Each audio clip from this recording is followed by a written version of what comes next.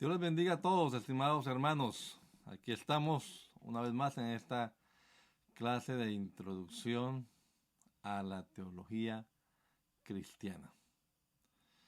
Y hoy vamos a hablar de un tema muy interesante que es el método, la manera como hacemos teología.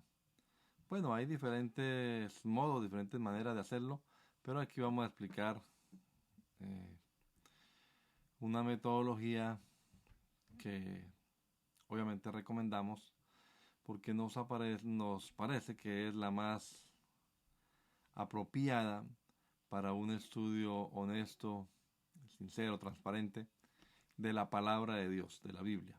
Vamos a hacer un enfoque en el método inductivo de estudio bíblico. Bueno, lo primero que hay que hacer en esto, ustedes saben que la teología, ya dijimos, es una ciencia y también es un arte.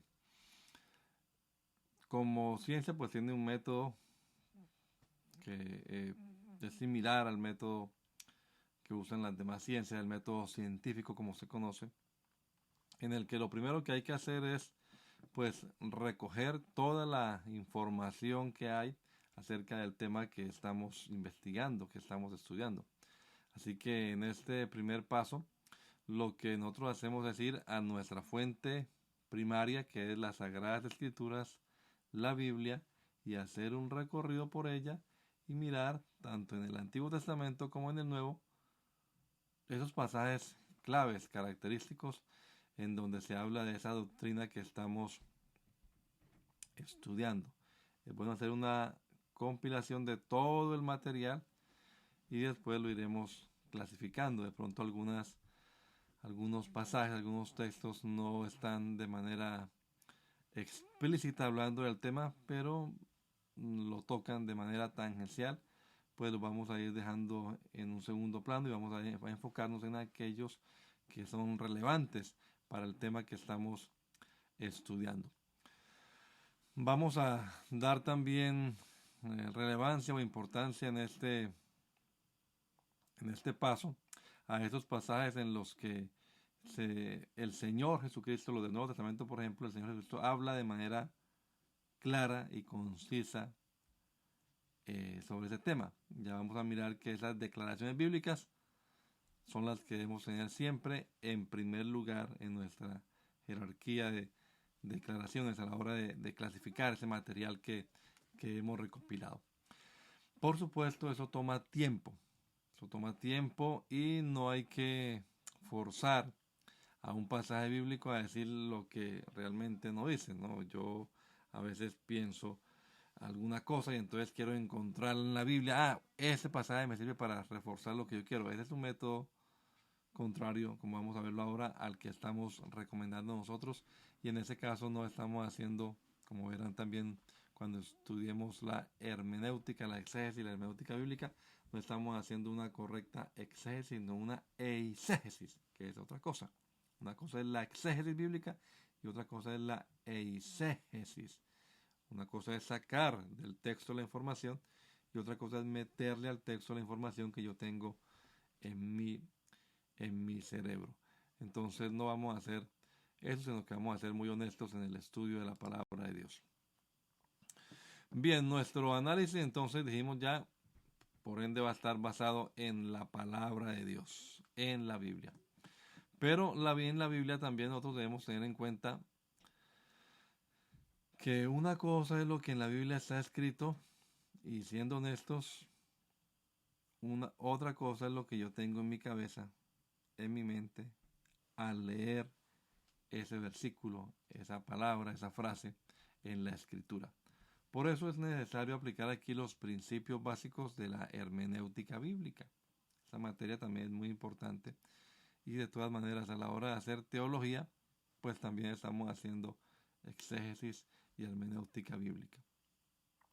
Tenemos aquí en este punto que consultar diccionarios, léxicos en el estudio de las palabras dentro del contexto literario y dentro del contexto histórico y social de la época. Tenemos que analizar cada una de esas acepciones de la palabra cuidadosamente, ver el enfoque que le daba cada escritor, el enfoque de Pablo en los demás textos paulinos, el enfoque de Juan, de Pedro, bueno, cada uno de estos en los que se tratan estas doctrinas, especialmente en el Nuevo Testamento. Mirar, conocer la biografía, algo de ese autor, su trasfondo, su vida propia, nos ayuda también a entender el texto que estamos leyendo, entendiendo que la Biblia es tanto de inspiración divina como también de inspiración humana en cierta medida, porque el Señor no le anuló, no le quitó a Pablo su trasfondo, su cultura, su manera de expresar las cosas, ni a Juan tampoco, ni a Pedro. Entonces es tanto humana como divina la palabra de Dios. Y aquí estamos estudiando entonces esa parte humana. Cuando estudiamos al escritor que está haciendo las veces de secretario, digámoslo así, copiando la revelación divina, pasándola a escrito, pero también poniéndole su propio sabor, digámoslo de esa manera. Entonces, investigar de cada uno de ellos lo que más podamos nos va a hacer sensibles a detectar, encontrar de pronto algunas insinuaciones que no saltan de manera clara hacia la luz en el texto. Cuando uno va a una librería, uno toma un libro y entonces uno mira, bueno, ese señor es fulano de tal, y generalmente en el índice o en alguna parte, en la contraportada o en la portada, ahí está unas palabras acerca de quién es ese autor, de qué corriente es. Eso nos sirve mucho también para los textos normales, pero también para la palabra de Dios. Bueno, enseguida lo que hay que hacer es interpretar esa evidencia bíblica, ya dijimos, dando prioridad a esas declaraciones de Jesús, y principalmente en cuestiones doctrinales vamos a basarnos sobre todo en el Nuevo Testamento. No es que el Antiguo Testamento no sea palabra de Dios, claro que sí. Esos amplios textos narrativos que encontramos en el Antiguo Testamento son palabra inspirada de Dios, y vamos también a prestarle atención, aunque a veces no es tan fácil estudiar esa poesía. Ahora estaba leyendo un poco el paralelismo de la cultura hebrea, y no lo aplicamos nosotros los occidentales, pero es bueno meternos un poco en eso, en ese trasfondo cultural también, para interpretar apropiadamente esos textos narrativos, esos textos poéticos, proféticos, que si bien es cierto que no sientan una doctrina cristiana, pues no existía todavía el cristianismo, por eso lo estudiamos en el Nuevo Testamento y especialmente en las cartas, las epístolas. Pero estos textos narrativos, textos poéticos, sapiensales, proféticos incluso, nos arrojan luz sobre lo que encontramos claramente ya evidenciado en el Nuevo Testamento, en la persona, en las palabras de Jesús. Los profetas hablaron del Mesías, pero el Mesías apareció en carne y hueso en el Nuevo Testamento. Entonces démosle prioridad a las palabras de Jesús y al Nuevo Testamento, sin descuidar, por supuesto, y haciendo énfasis otra vez en que esos pasajes arrojan luz a esto que tenemos aquí en la revelación. Así que podemos usarlos para ilustrar, para iluminar esas verdades que concebimos en el Nuevo Testamento, pero los conceptos en sí vamos a definirlos con las declaraciones claras del Nuevo Testamento. Bien, creemos que el Nuevo Testamento es el cumplimiento del Antiguo. Como dicen algunos, el Antiguo Testamento era como un dedo que apuntaba, que señalaba hacia alguien. ¿Hacia quién? Hacia el Mesías. Allá adelante está el Mesías. Y en el Nuevo Testamento ya encontramos claramente al Mesías, a nuestro Señor Jesucristo. Bueno, aquí entonces vamos a meternos en los métodos de estudio bíblico. Hay principalmente dos tipos de métodos: los métodos inductivos y los métodos deductivos. Aquí hay una tablita que nos va a ayudar a entender. Hay algunos que defienden el método deductivo y otros que defienden, o defendemos en este caso, porque yo estoy a favor del método inductivo más que del método deductivo. Tienen sus pros y sus contras, ya lo vamos a ver. Usted requiere de todas maneras cierto conocimiento, cierto dominio de algunas áreas, pero con el tiempo se va adquiriendo esa destreza y con la práctica, no solamente con dejar de pasar el tiempo, sino de estar practicando. Con el estudio y con la práctica de estos ejercicios, pues se va adquiriendo ciertas habilidades. Debemos tomar muy en serio, la clave acá es tomar muy en serio lo que el texto bíblico dice. Detectar la información realmente bíblica y tenerla en cuenta, dejar al texto hablar. ¿Qué nos dice el texto? Evaluarlo cuidadosamente. Y los que estamos interpretando la palabra de Dios, no deberíamos, repito, intentar meter información, sino sacar. Es decir, debemos hacer las preguntas al texto, interrogar al texto, como se habla en términos hermenéuticos. Conocemos esas famosas preguntas hermenéuticas, la de quién lo dijo, a quién lo dijo, por qué lo dijo, cuándo lo dijo, por qué, para qué, cómo lo dijo, qué fue lo que dijo. Todo eso hay que meterlo aquí en este paso en donde estoy tratando de descifrar esa información que ya tengo clasificada y que es en sí esa información la palabra de Dios. Bueno, ¿qué es lo que la palabra de Dios me está diciendo respecto a esto? ¿Qué intentó decir el autor, el que estaba hablando en ese momento? ¿Qué intentó decir? ¿Y cómo lo entenderían los primeros destinatarios, los que lo oyeron o los que lo leyeron en su momento inicial, los primeros destinatarios, cómo interpretaron ese pasaje? Cuando hablamos del método, vamos a hablar primero del método inductivo. Entonces tenemos que venir a la escritura con una mente abierta. En el método deductivo también dice venir a la escritura con su mente ya preparada para lo que crees que es la verdad. ¿Por qué? La diferencia entre el método inductivo y el método deductivo es que en el método deductivo yo sé ya a dónde voy a llegar. Yo tengo un dogma, tengo una doctrina, tengo una declaración de fe que la voy a encontrar en la escritura. Entonces yo ya tengo listo a dónde voy a llegar. Mientras que en el método inductivo no.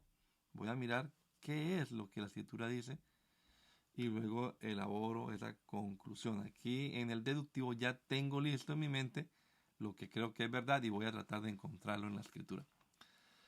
Entonces en el método inductivo vamos a querer descubrir el mensaje de la palabra de Dios. En el método deductivo vamos a querer demostrar lo que ya hemos decidido que es verdad.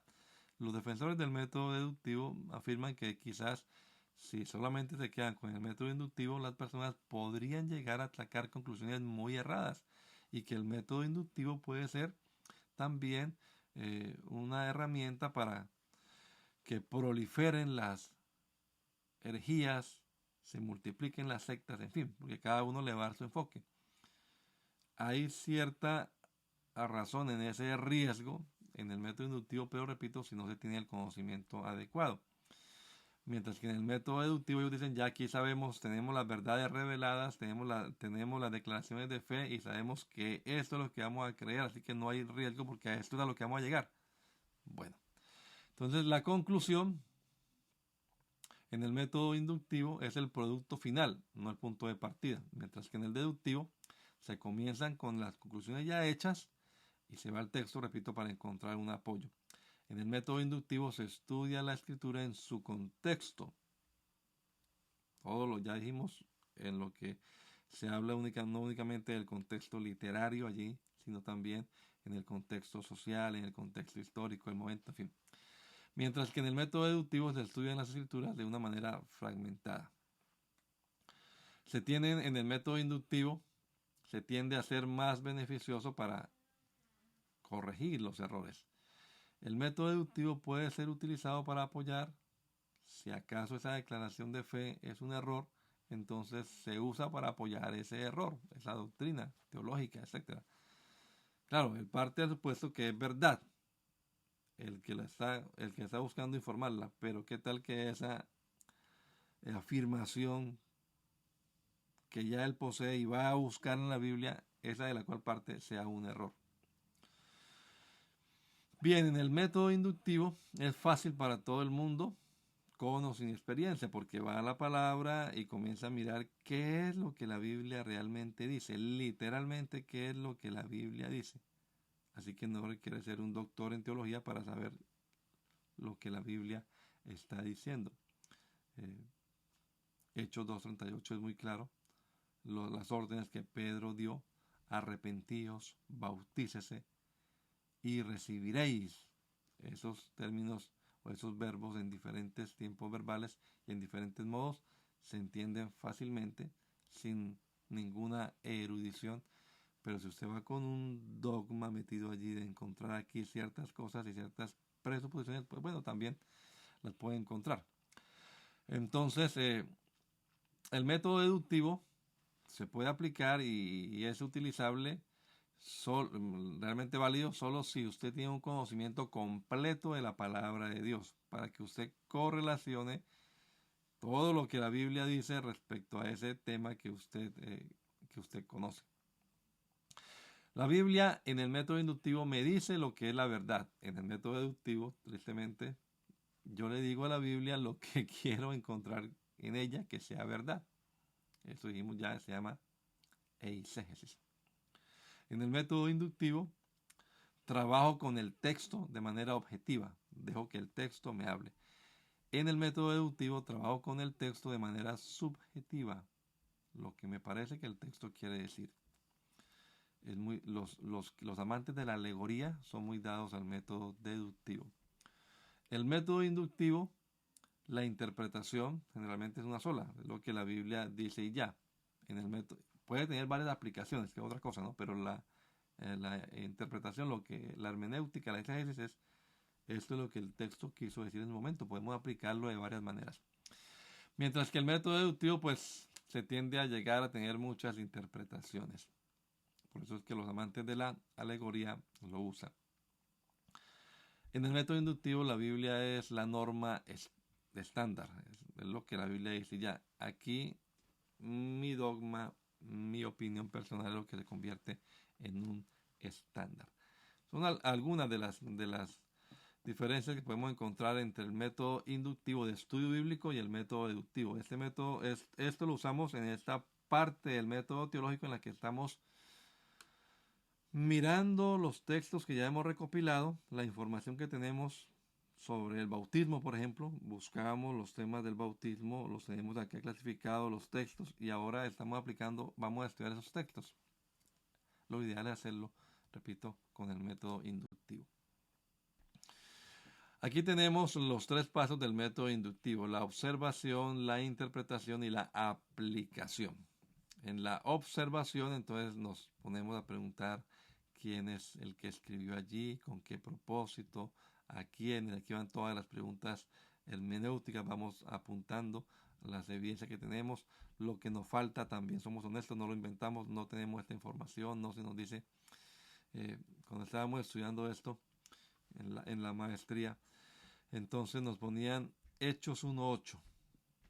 Pero recibiréis poder cuando haya venido sobre vosotros el Espíritu Santo, y me seréis testigos en Jerusalén, en toda Judea, en Samaria, hasta lo último de la tierra. Y nos decía el profesor, encuentren ahí 5 afirmaciones que el texto da a entender. Saque 5 informaciones de ese texto. No tiene más Biblia, solamente ese versículo. Esa es toda la Biblia. Sáqueme 5 afirmaciones. Y después nos pidieron 25. Y después 50. Y la tarea era observe el texto, obsérvelo. Y hay que hacer énfasis aquí pues en las palabras, en los significados de cada uno de estos términos relevantes, en las preposiciones, las conjunciones, las clases de palabras que se tienen allá, en qué tiempo están los verbos, todo esto. Bien, después de haber hecho es lo que más demanda tiempo, ¿no? La observación. Sea un buen observador. Mire qué dice la Biblia. Entonces vamos a interpretar esa información que el texto nos da. Entonces, ¿cómo entendieron los destinatarios originales este pasaje? ¿Qué es lo que realmente el Espíritu Santo inspiró? ¿Qué tenía el escritor en su mente cuando escribió este texto. Y eso nos va a dar una verdadera y única interpretación de ese pasaje. Y en la aplicación, pues sí hay muchas aplicaciones. ¿Cómo podemos aplicar ese pasaje en la vida de hoy? O esa verdad, esa interpretación que tenemos.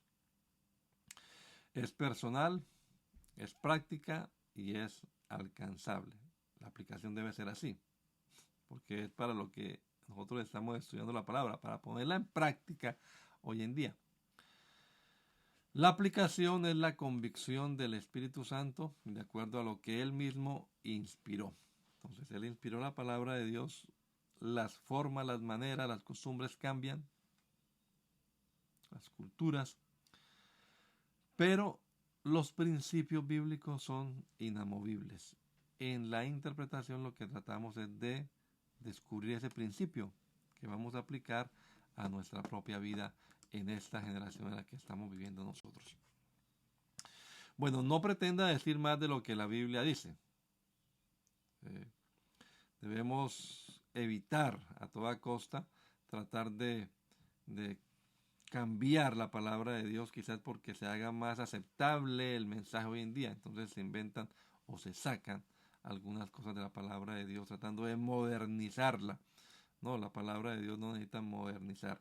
La palabra de Dios está perfecta, no necesita hacerle más ediciones. Esa es la palabra de Dios. Hay que permitir que la Biblia diga lo que ella quiere decirnos. Ese mismo mensaje que recibieron los primeros destinatarios es el mismo mensaje que podemos nosotros estudiar también hoy en día. Entonces, una vez más aquí, dejemos a la Biblia decir lo que ella nos quiere decir y no lo que nosotros queremos que ella nos diga. Y sí, debemos elaborar luego algunas propuestas ya de síntesis, digámoslo así, que traten de unificar este tema doctrinal que estamos estudiando, el tema del bautismo, cualquier otro tema. Y para eso se debe tener en cuenta todo ese bagaje que nosotros sacamos de información respecto al tema, todo en general en las escrituras. A veces se pueden encontrar ciertas disparidades, ciertas aparentes contradicciones entre varios pasajes. Lo que hay que hacer entonces es buscar cómo armonizar esos textos, porque la escritura no se contradice. Es un principio que debemos tener siempre muy en cuenta. No hay contradicción en las escrituras. Entonces, si Pedro dice, o si Pablo, perdón, dice que no es por obras, sino que es por la fe que somos salvos. Y ahora Santiago va a decir que no, que lo que pasa es que la fe se muestra por las obras. Entonces, ¿cómo es la cuestión acá entre las obras y la fe y entre estos dos escritores? No es el mismo que nos está diciendo cosas distintas. Pablo nos lo está explicando de una manera y Santiago nos lo está explicando de otra. Entonces vamos a tratar no de rivalizar, porque no hay una rivalidad acá. Vamos a tratar de armonizar, o estudiando también los evangelios encontramos nosotros diferentes informaciones no contradictorias, pero sí complementarias. Entonces lo que queremos es armonizarlas, complementar en vez de contradecir. Bien, entonces vamos a hacer una síntesis de ese material doctrinal en un todo coherente y aquí vamos a respondernos a esta pregunta. ¿Qué significa realmente esto? ¿Qué se quiso decir realmente con este montón de textos que tenemos acá en la Biblia? Entonces ahí es donde vamos a escribir nuestra conclusión del estudio, nuestra primera conclusión. Vamos a elaborar lo que yo entiendo al estudiar con honestidad todo esto, al hacer la observación, la interpretación, la aplicación. Voy a elaborar una tesis, una propuesta acá, o la palabra síntesis, y después vamos a ir resumiendo aquí mi propuesta, mi enseñanza. Entonces, si estos conceptos bíblicos tienen que traducirse a una forma que se puedan entender hoy en día, en el vocabulario, pues debemos tener cuidado de no perder la esencia del mensaje al usar palabras. Es decir, no podemos cambiar la palabra pecado por cuál. No, que la palabra pecado ofende, que está en desuso. Entonces debemos tener cuidado de que ese concepto que vamos a traducir a una expresión contemporánea, de todas maneras, dé a entender lo que realmente quiere decir la palabra de Dios. No, que no perdamos la esencia ni la precisión de la palabra al explicarlo a las nuevas generaciones. No crear ambigüedades con nuestra síntesis doctrinal que estamos presentando acá. Este otro puntico ya, hasta ahora vamos con el estudio bíblico, ahora sí comienza la teología realmente. Vamos a mirar entonces qué han pensado, qué han escrito, qué han dicho otros que estudiaron este tema antes de nosotros. ¿Ya? Han pasado 2000 años más de cristianismo, pues no puede ser que solamente el Señor ahora me dé la revelación sobre este tema a mí y no se lo haya dado a tantos hombres de Dios que estuvieron antes de mí estudiando también este tema. Vamos a mirar entonces qué aportaron ellos. Y aquí sí tenemos que, como dice aquí esta frase, escoger a los interlocutores con los cuales me voy a sentar a dialogar y que sean los que realmente aportan. Por eso es bueno conocer entonces ya los pensamientos, las escuelas, porque pues yo mismo escojo con quienes voy a interactuar. Tenemos un programa y yo busco a mis amigos y yo escojo con quienes voy a estar interactuando. Yo conozco a otros que si los trajera al programa, pues lo que generaría aquí sería un conflicto, una polémica, ofenderían de pronto a otros. Entonces con esas personas no se puede dialogar, aunque quizás aportan, aunque quizás saben, pero no son unos buenos interlocutores. Yo tengo que conocerlos entonces a cada uno de estos pensadores, de estos escritores. Para eso es bueno conocer entonces, más adelante veremos la teología histórica. Esa nos va a dar luz sobre lo que los pensadores de antaño hablaron, escribieron al respecto de ciertas doctrinas. Cada uno tiene también su especialización, ¿no? Se enfoca en algún área y tampoco uno nos va a servir para... En todos los temas hablemos siempre con este, no. Hay especialistas en diferentes áreas. Bueno, este método, este paso del diálogo, hay que hacerlo frecuentemente, no solamente acá, sino frecuentemente hay que estar pensando, bueno, ¿y qué dijeron otros maestros de la palabra antes que nosotros? Entonces, lo que ellos dijeron, vamos a examinarlo, vamos a evaluarlo. No es que lo que, no, estoy equivocado yo, vea, lo que ese hermano dijo está contrario acá. No, tenga criterio también para evaluar lo que otros pensaron y además, pues cada uno de ellos vivió una época distinta. Entonces vamos a ser también humildes y vamos a darles por lo menos el beneficio de la duda, aunque tengan un punto de vista distinto al mío. Vamos a detectar esas diferentes variantes que pudieran también, bueno, otras personas dicen de esta manera, puede ser también por ahí, y por qué nosotros nos decidimos por esta y no por aquella. O más bien, también puede darse el caso de que yo pensaba de esta manera, pero viendo estas cosas ya ahora tengo más luz y más, me inclino por esta otra, no porque lo dijo fulano, sino por las razones de peso que él también tenga que demostrar. Entonces, con humildad aceptar que pueden haber varias variantes de esta doctrina, de esta forma de interpretar, que no todas tienen en esencia lo mismo que está en la palabra de Dios, pero la aplicación es en donde se puede variar. Sin embargo, pues como este trabajo debemos hacerlo siempre en oración, pues tratemos de darle cierta relevancia a lo que el Señor nos está dando. No es que voy a ser terco acá e irme. Nunca nadie ha hablado de este tema como me lo está mostrando a mí el Señor ahora si tengo luz y me meto por acá en contravía de todo dicen algunos, el magisterio de la iglesia, ¿no? No, llevándole a contra a todos los maestros, todo lo que me habían enseñado, eso no es verdad, ya el Señor me reveló. Todos los pastores están equivocados, como dice alguien.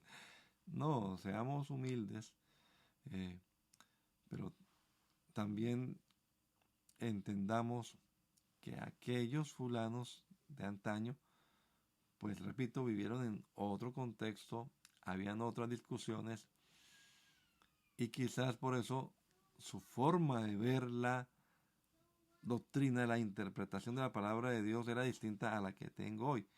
Entonces, pueden haber diferentes variantes de de un mismo pensamiento teológico, pero no nos inclinemos por uno o por otro, ni por terquedad, ni porque, no fue que fue fulano de tal el que lo dijo, no, sino que miremos realmente los fundamentos y las razones que hay para esas interpretaciones. Bien, entonces vamos a identificar ahora la esencia de esa doctrina.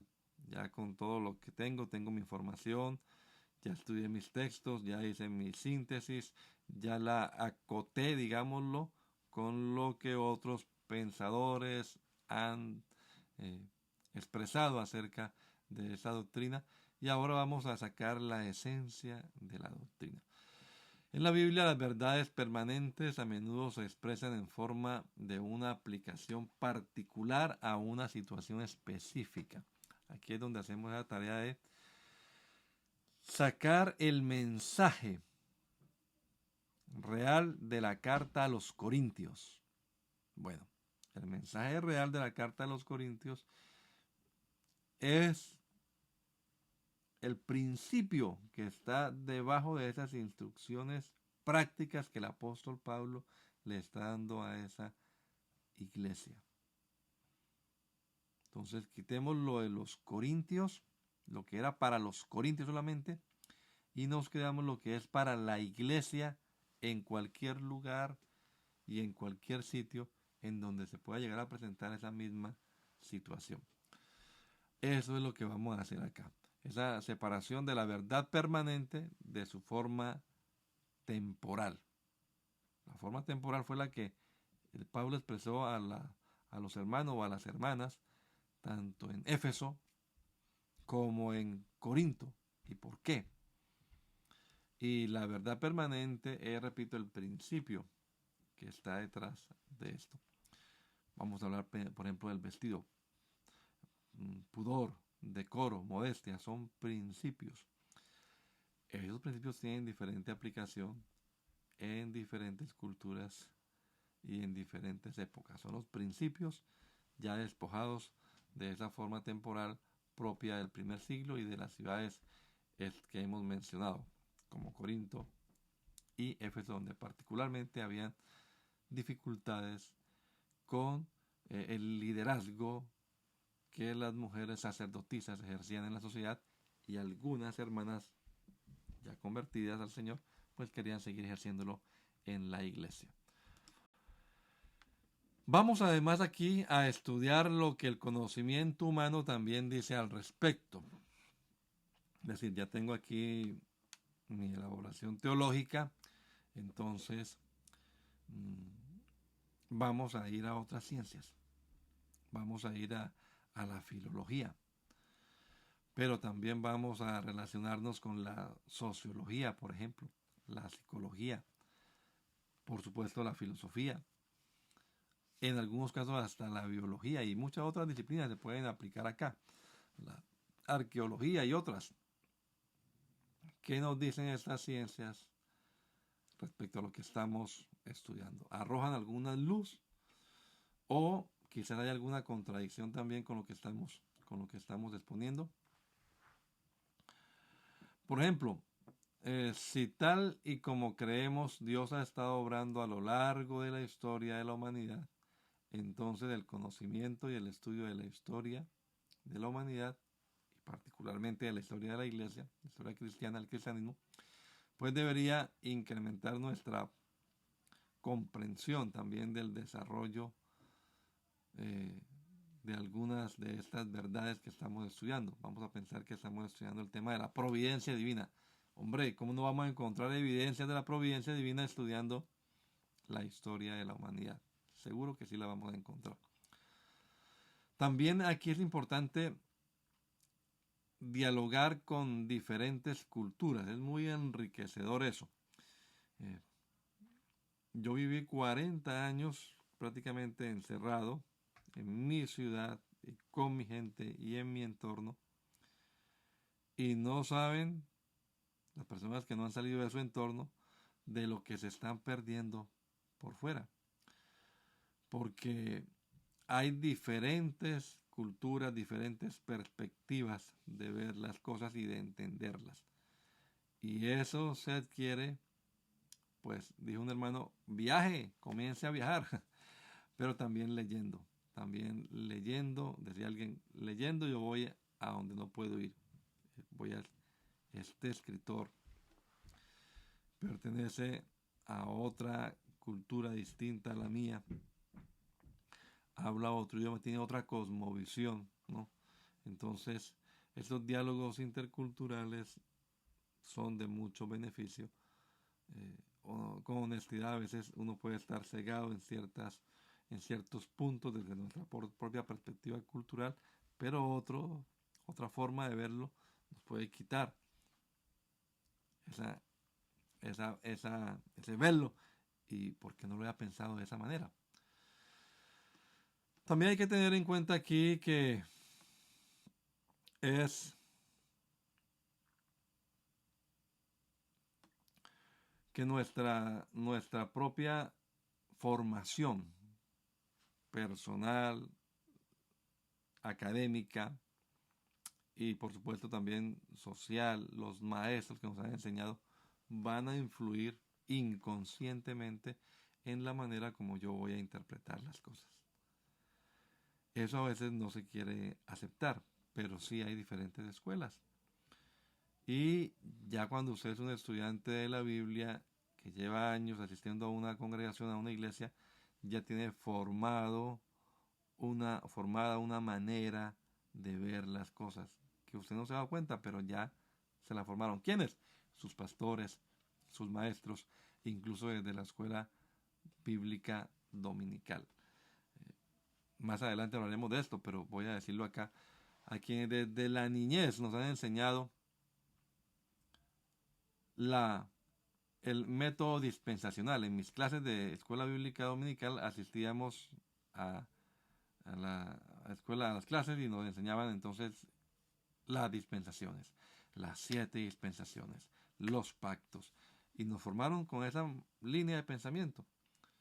Entonces obviamente no sabíamos que era dispensacionalismo, no sabíamos que había otra manera de verlo, pero ya ahora a estas alturas pues tenemos ese esquema en nuestra mente y así vamos a interpretar las escrituras desde un punto de vista dispensacional.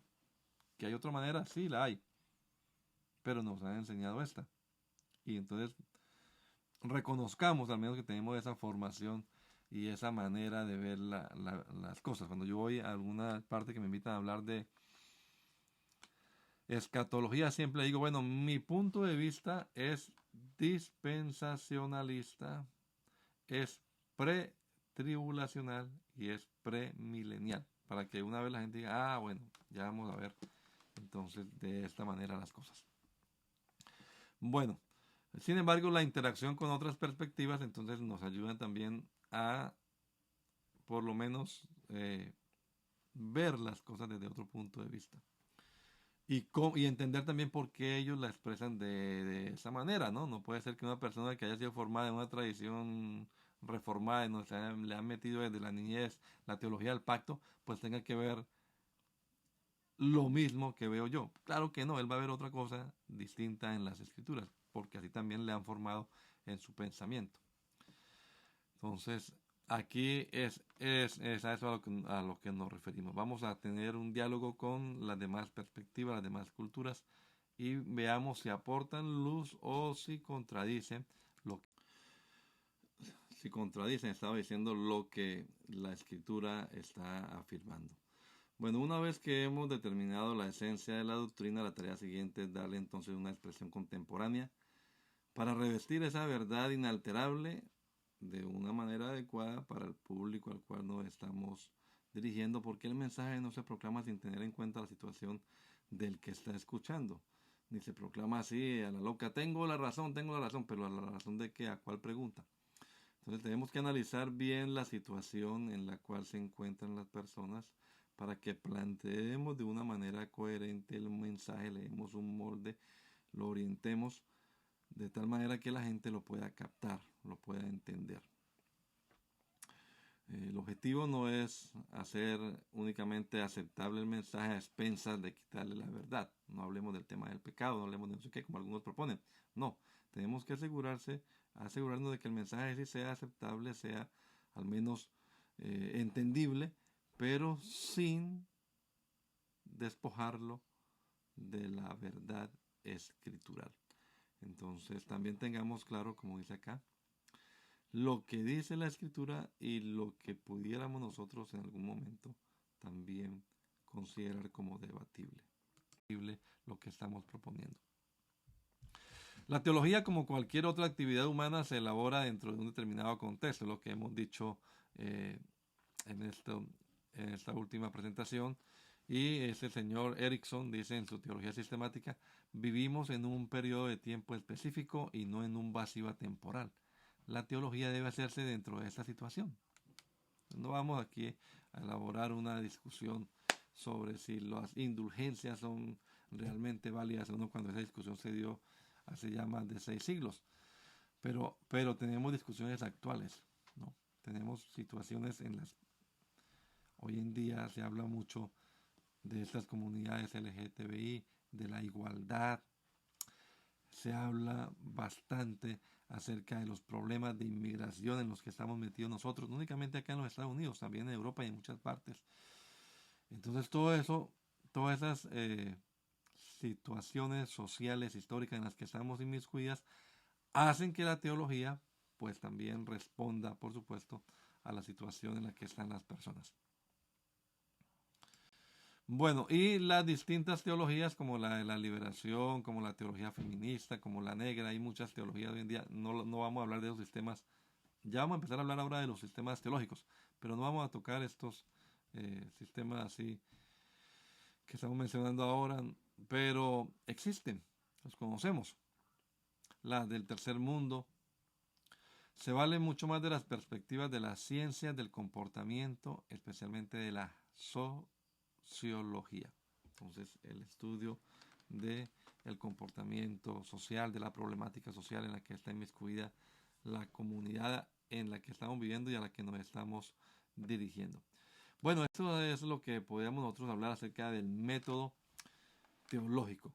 Aquí les dejo unos grados de autoridad de esas proposiciones que estamos elaborando.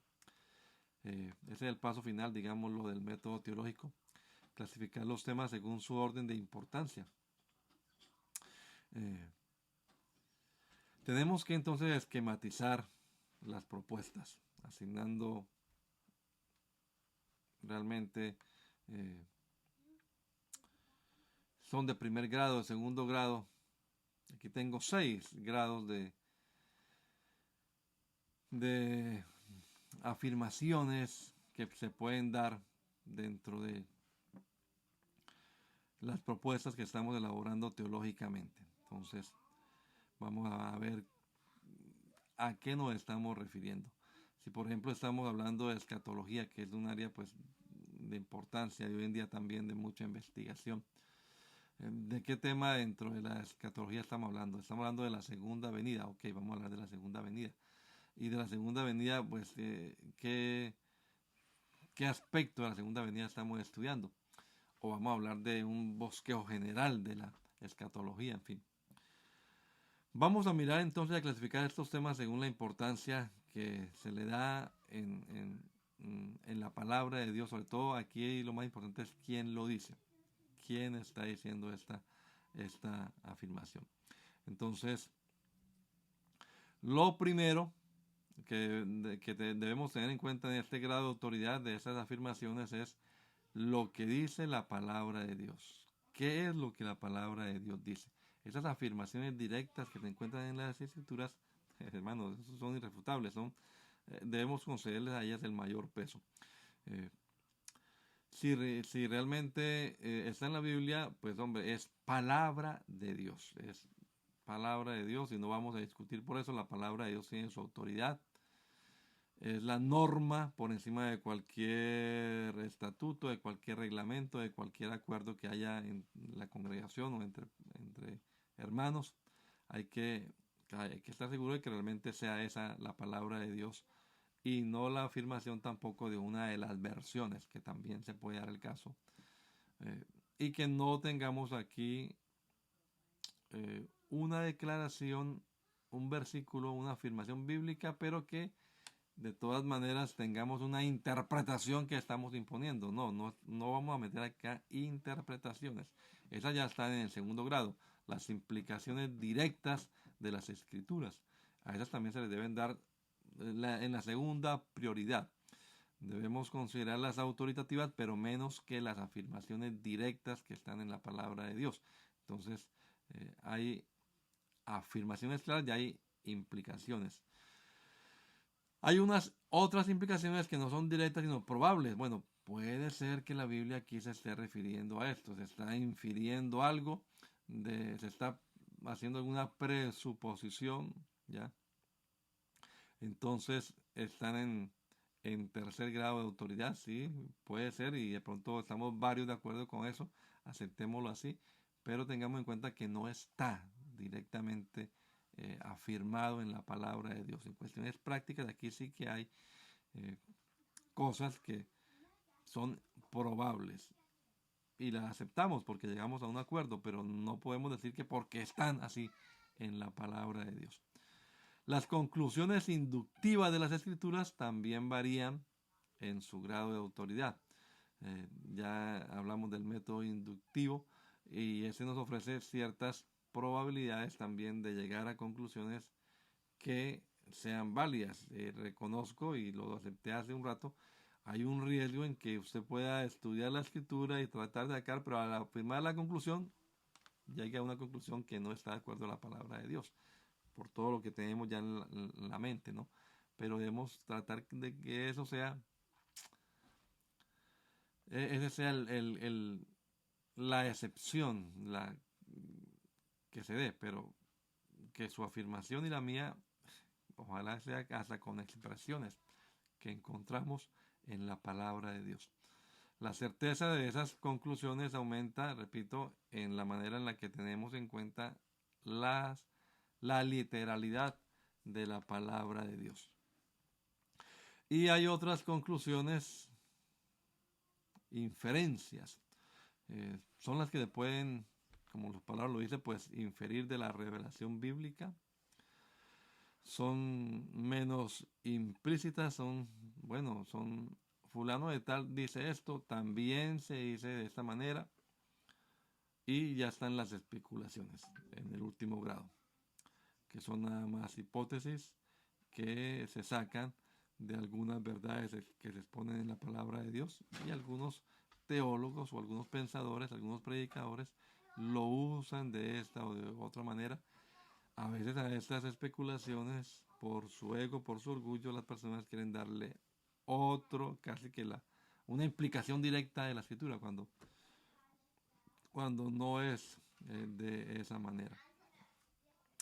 Entonces no nos metemos en problemas si le vamos a dar a esta especulación el carácter o la autoridad que tienen las Sagradas Escrituras o implicaciones directas.